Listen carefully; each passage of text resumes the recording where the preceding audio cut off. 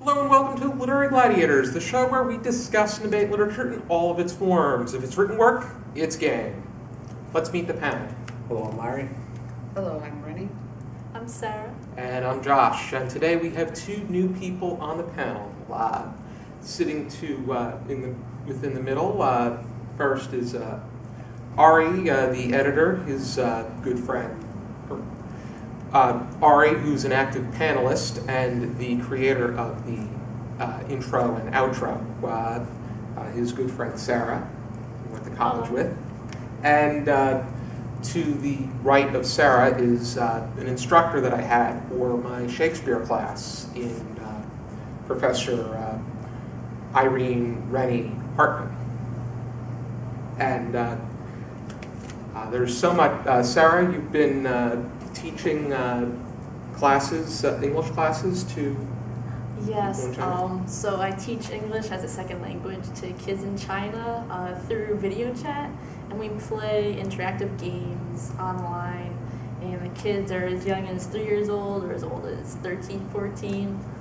It's a lot of fun, and I teach in my PJs. It's great fun. It's quite something. You always teach in your PJs? Every time, and they have no idea. It's just the PJ pants. Like, I need the comfy PJ pants, but the shirt is professional. Oh, you should make a match. Make it like your Zoe Deschanel and her retro sets. I gotta try that sometime. That's not a bad idea. And Professor Hartmann, you've been active these past few years putting together children's computer games and a poetry collection.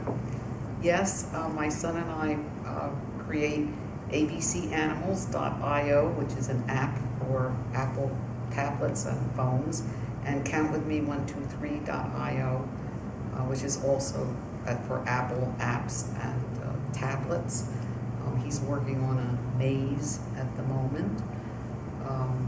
I have a poetry collection called Uncommon Ground Cover that if anybody is interested, you can reach me at Renny Hartmann with 2 N's, 1 @gmail.com. And I teach at Ocean County College as an adjunct. I've been there since 2003, and before that, I taught in the public school system on the high school level at Tom Zero High School East, and previously actually other high schools, but that's more than you want to know. I had you. Now that I think about it, you used to teach at High School East? Yes, I graduated in '95. it could be. I taught till 2004. Okay. I think I had you. I started OCC in 2003. It's a small world after all. Yes, I run into people all the time. I have seeded the entire county with geniuses. I'm going to leave links down below to the computer games and where they can get the hand on the poetry collection that you put together. And on the topic of poetry, we are going over a poem that Renny has reminded us is been deemed the great poem of the 20th century by Time magazine, and that is The Wasteland by T.S. Eliot. Renny, you have a discussion starter for this poem? Yes, I wrote to Josh and I said that when I was in college, I had to choose a person to study for 4 years, and I chose Eliot. And now, as a teacher and a professor, I usually get 1 day or 1 assignment to teach something about Eliot. It was either on the high school level or on the college level. And I have never really had a student who said to me, I have heard of this poet before, the most influential poet of the 20th century. So I hope we are resurrecting him at this panel. Yeah, I have to say that I never had access to Eliot in high school. I was never given the assignment to read The Wasteland or any of his work. And I feel like how you explain the poem almost reflects how it isn't being read as often, even though it's known to some people as the greatest poem like ever written.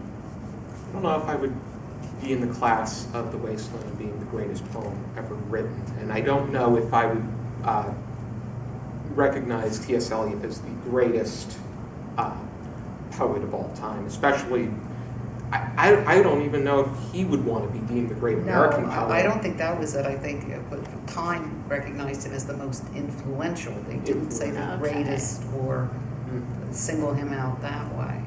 Granted, with his... Excuse me, I'm sorry. People might know him from Cats. All the songs in Cats are based on T.S. Eliot poems. Interesting. Never actually watched Cats on Broadway, so I'll have to keep an eye out for that one. But T.S. Eliot was one of the pioneering and one of the major working forces of modernist movement, and you can definitely see in poems like this, and probably the one that I'm more familiar with in the love song of Jail for Proof Rock, which we went over back in season 4. But The Wasteland, I would say, was his, even though Word Quartet seems to reflect it a bit more, but I think history has shown that The Wasteland is his magnum opus, and is the poetic magnum opus to modernism the way that Ulysses by James Joyce is to prose. But as far as the execution of the poem, I would say The Wasteland is the hardest poem that I've ever read to prepare for. I agree. Yeah, I would have to agree with that too. I had to watch a lecture on YouTube after I found one, just to help me kind of process it, because it's very difficult. Absolutely. Usually don't like to do research, but I did a lot for this one. Well, Eliot wrote in what he called, or is called, pastiche, which is like collage in art. All his material comes from somewhere else, so almost every line, definitely every section or parts of sections are allusions to something else. So that when you read the poem, you are often faced with tons of footnotes and annotations, and that often takes away from the flow and the interest of the material itself. And he did do a great deal of research Yes. to back it up, but at least he left footnotes. Yes. Which, that if there were no footnotes, I don't know how I would have made my way through. Well, I would have had to do a lot more of my own Googling research. Right, and there is so much research on all of the works he was referring to, so not only had to dig in and figure out where this work came from, and also about the work that was placed into it. Mm-hmm. Renny, you've been, earlier when we were talking, you had said that there was a lot of reflection to the Who song, Teenage Yes. Wasteland. There's any number of allusions to the wasteland. Actually, F. Scott Fitzgerald's Valley of Ashes and The Great Gatsby is a tribute to the wasteland.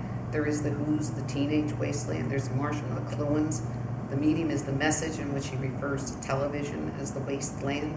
So it's become a huge metaphor throughout the 20th century.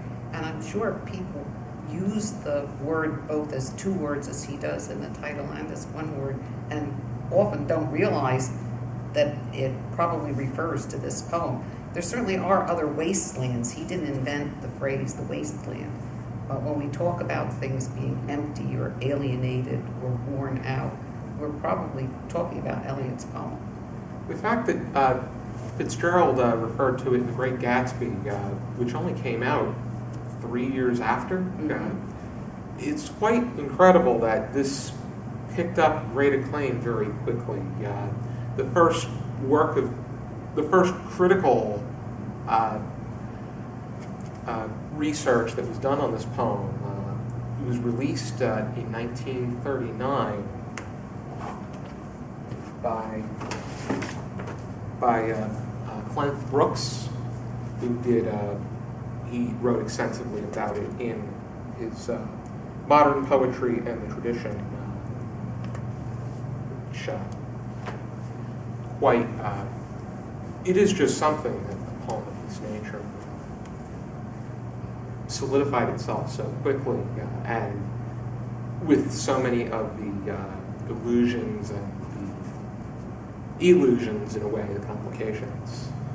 But I think it might have struck Fitzgerald because it falls into that lost generation after World War I, those that had lost their values and their beliefs and felt estranged, and that culture had made a huge shift from classicism into jazz records, and in the United States, prohibition. And he was himself a classicist, and he felt that change very strongly, and that is part of the basis of the poem. It shows up also in proof rock, and probably everything else. I was doing my own little background research on both the aftermath of World War I and where people were left in both the physical and the mental state. And I was making the comparisons to what inspired the song Baba O'Reilly, which is known as, sometimes known as Teenage Wasteland, and how Pete Townshend in the guitar world made mention to the fact that an inspiration for the song was in Woodstock.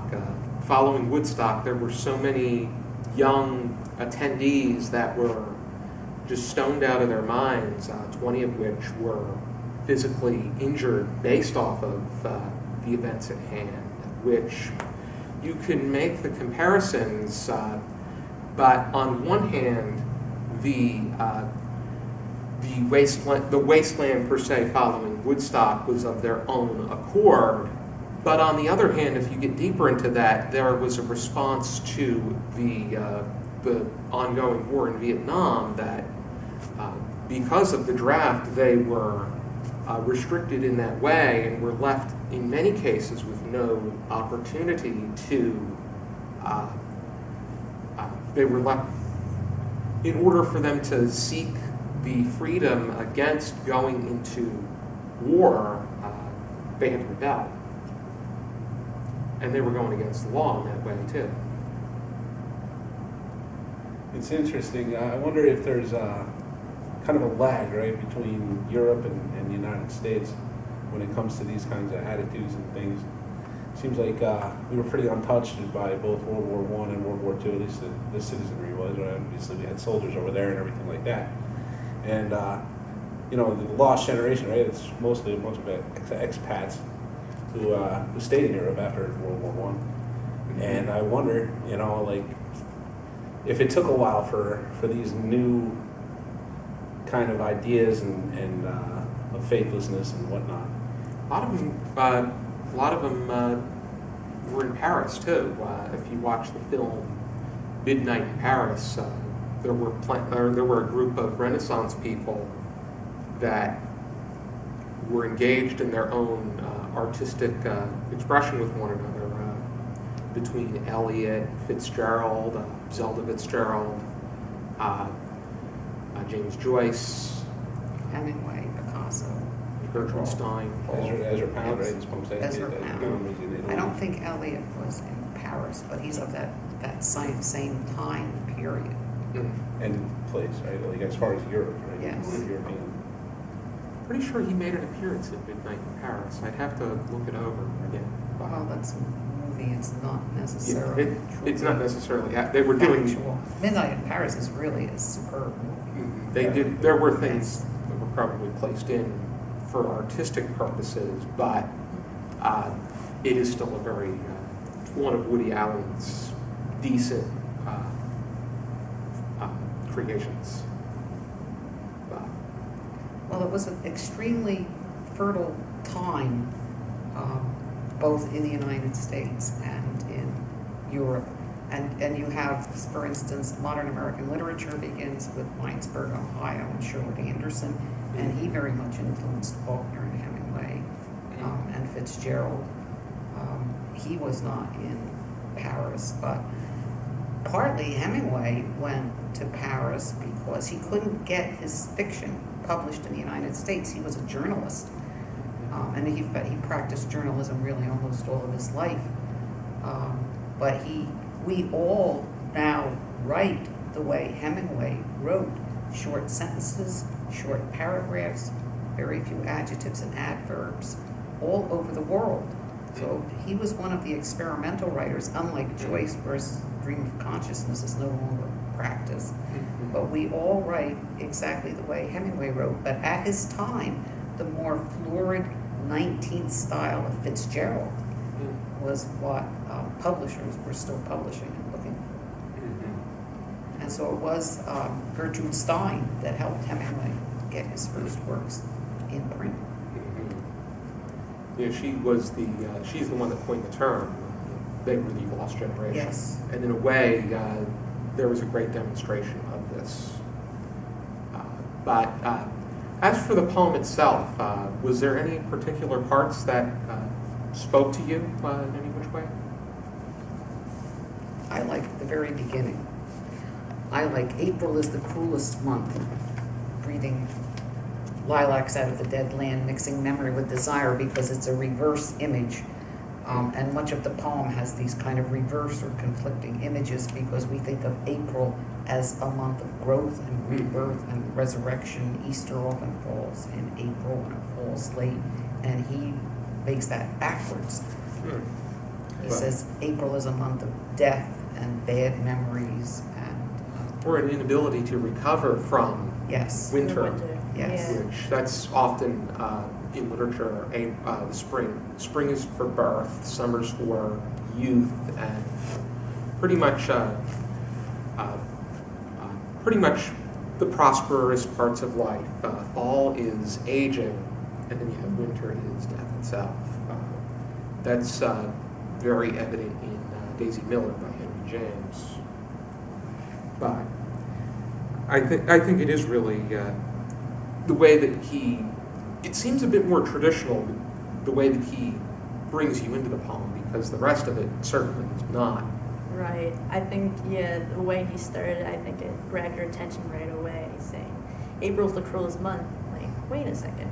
And then if he started with any other section of this, I would have been thrown off.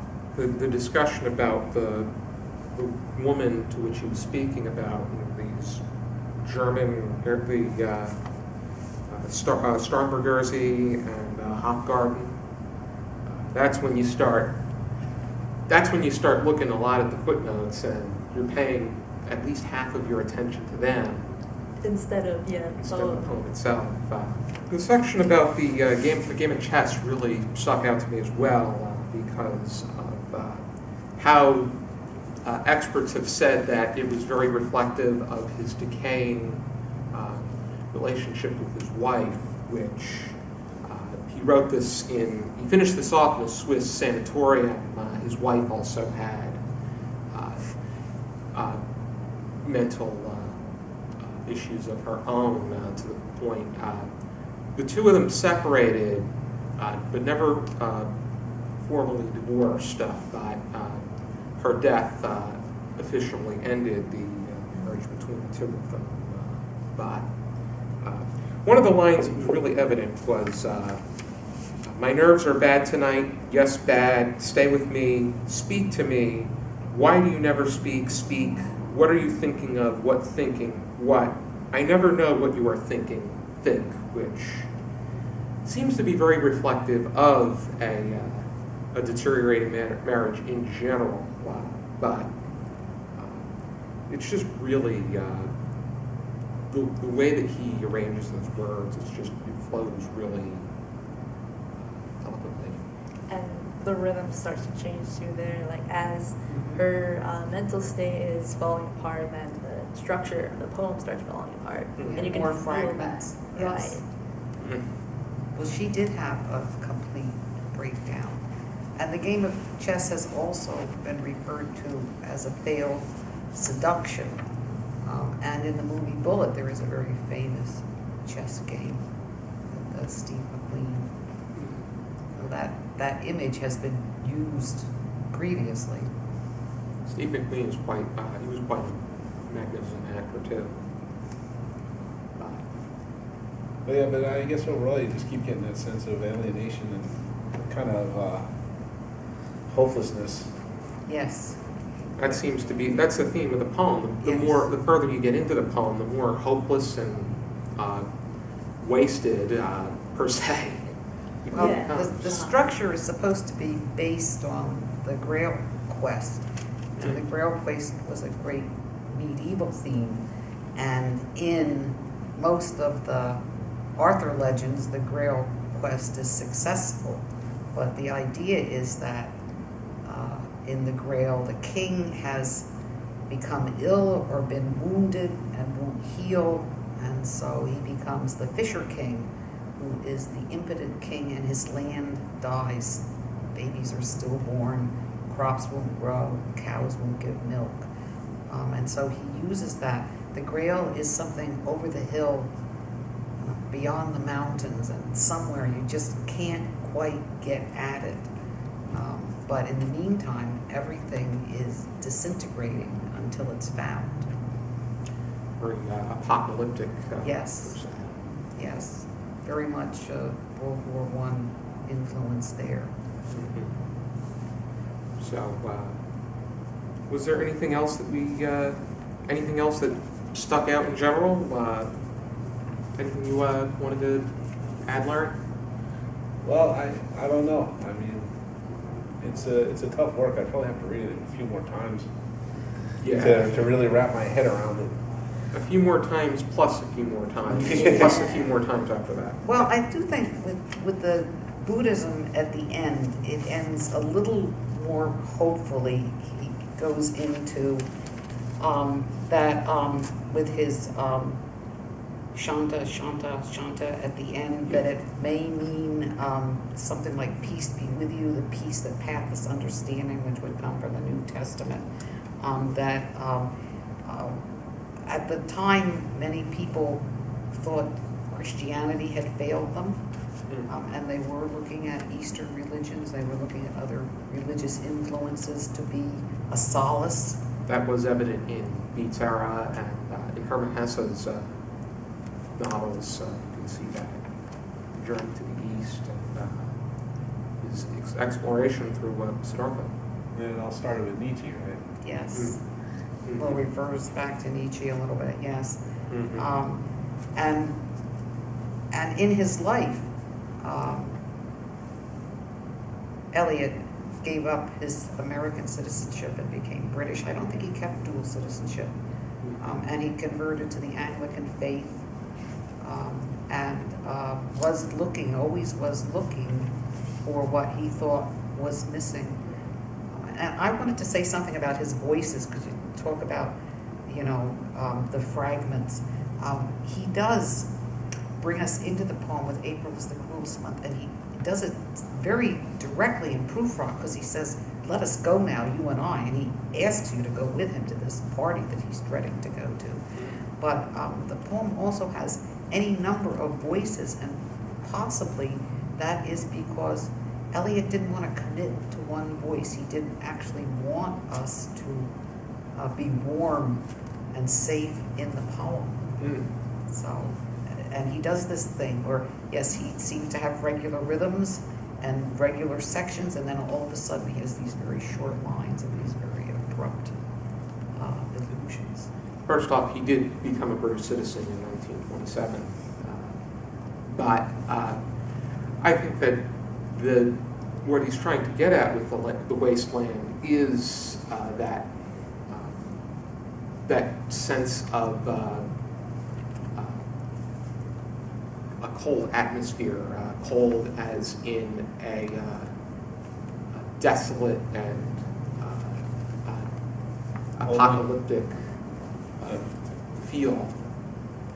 Yeah, and I think it uses the symbology of water to kind of convey that, where where at the end, toward the end, when they're walking through the mountains, and there's no water, and I think that kind of conveys the insatiable need for meaning that he's looking for in his wasteland. Oh yeah, and Death by water, was that referring to the Tempest, Some of the it, drowning yes. of Ferdinand's father? I wasn't sure, just because there were so many references to the Tempest throughout the poem. Mhm. Yeah, he referred to Shakespeare a few times. He also referred to something from Antony and Cleopatra. With Oh, Tristan and throne. Isolde, that was part of the German section. Mhm. But that comes from the Arthur legend, it is part of the Grail. But yeah, I would think that if the Tempest in itself is a water-based Yeah, shipwreck. Yeah, a shipwreck. Yeah, it's, takes and this whole poem in itself is taking the people within the poem, and in turn the people that are reading the poem that are on this adventure by storm. So And also, the Tempest gives us Brave New World, which is not in this poem, but it was yeah, it was a reference. Yeah, from it is a major allusion from the Tempest. Of course, it doesn't mean the same thing in the Tempest as we use it today. He does refer to another Aldous Huxley work called Chrome Yellow. The thing that strikes me too about it is with the water and the idea of death by water is like kind of turning. To me, it seems like it's a turning away from Christianity, in that in Christianity, they talk about the birth by water, right? It's your baptism, and it's your birth into the kingdom of God. And here, the soothsayer in the beginning is saying, "Beware death by water." And I wonder about that. I wonder a lot about. It's that argument that life is, the people that want to make that argument, the idea that life is a paradox. Not only that, water is necessary to life and to living, and when you have death by water, that's the reverse. April is the coolest month, it makes it backwards. Mm. Yeah, it seems like that all of that kind of backwardsness is Yes. is It's reversing yeah, the traditional look at it, whatever it is. and it's kind of elemental to a place where that would be a wasteland. Right. Mm. Yeah. Yes, it is without water, it's without growth, it's without thriving. Ready then. Do we have any final thoughts? Anything we wanted to say before we wrapped up? I would hope that people that see this actually take a look at the poem and promote it, because we don't need World War III or IV to end everything. We just need not to know the material or the culture or the writings. I think we just need people to read and think about what it is that they're reading. Yes. I don't know. I think even if they just check out the wasteland, they can develop their own opinion as to whether or not they like it or don't like it. They don't actually have to read the footnotes and annotations and have to know all the allusions, because you can just read it in its own rhythm as a piece, and it has enough internally that you would recognize the various themes that it's looking at. Yeah, it's definitely because that's what I did the first time. I just read it straight through. Yes. I was just left with just the desolation, loneliness, and kind of alienation. You definitely pick up on that. Yes, Yeah. you can enjoy it without having to look and study everything about it or Right. everything about Eliot. And That's why the poem should stand on its own. Right. And the studying takes some time if you do want to do the research, but it is worth it in the end. You can find more meaning in it. Yeah, I would think that knowing as much as you can about it is that's what you should be doing with any kind of work that you're interested in or feel the need to be interested in. So I think this is definitely not an exception to the rule. And is that an Eliot book that you have? No, this is Titus. Oh, okay. I do have the Norton Eliot's Wasteland, but I don't know where the book is, to be honest, at the moment. Okay, yeah. Those of you that are interested in checking out Eliot and other works of American literature between 1914 and 1945 can check out the Norton Anthology, American Literature, Volume D, which, very nice cover here. And Norton has an individual in the wasteland. I'll have Its to, own small book. I'll definitely leave a link down below to that one as well.